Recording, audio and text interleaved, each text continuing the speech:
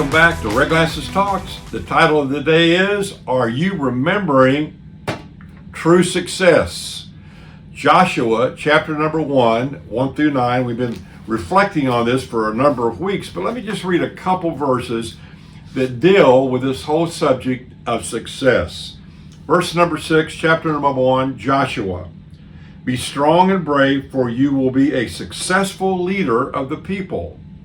Then down to the last part of verse number 7, Moses gave you the law, or for us the Bible. If you are careful to obey every one of them, you will be successful in everything you do. And then at the end of verse 8, for only then will you be successful and succeed. So it's talking about, and we're going to talk more about this again, we're going to come back at it, knowing the Word of God for us, living the Word of God, doing what it says by His grace, knowing we won't do it perfectly, but knowing that how He helps us to become like His Son, Romans 8:29, is as He lives in us, He takes His Word and He absolutely takes it and changes us from the inside out. So let's take a look at this whole subject of success. How would you define success for you?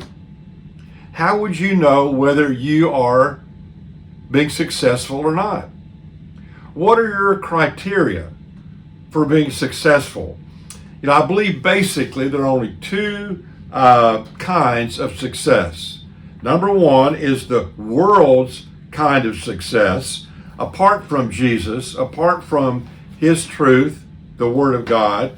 And number two, God's idea of success as it's revealed in the Word of God and primarily lived out in the person of Jesus. So, I think most people, and I really believe this is true, I don't think people intentionally want to be unsuccessful. Whether it's as a person, in a career, as a parent, as a husband or a wife, or whatever it is.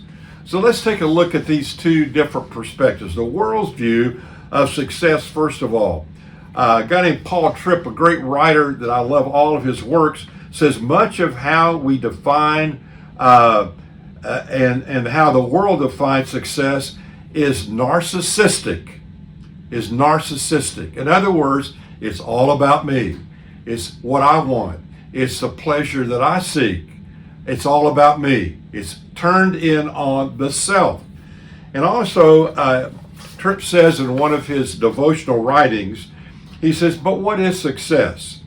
Is it judged by the size of your house, the prominence of your friends, the success of your career, the power of your position, the size of the pile of your possessions, the perfection of your physical beauty, the breadth of your knowledge, or the list of your achievements? And on the list goes.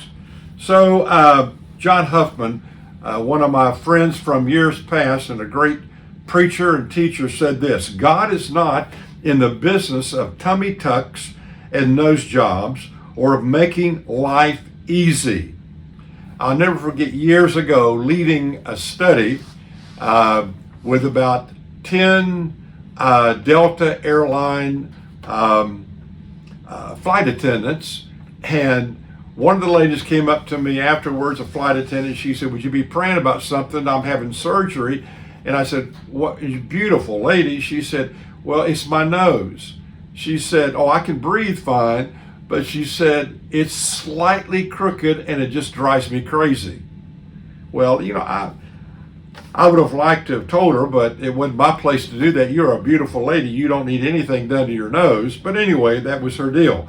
But all of these things that are about me, these quickly, over time, pass away.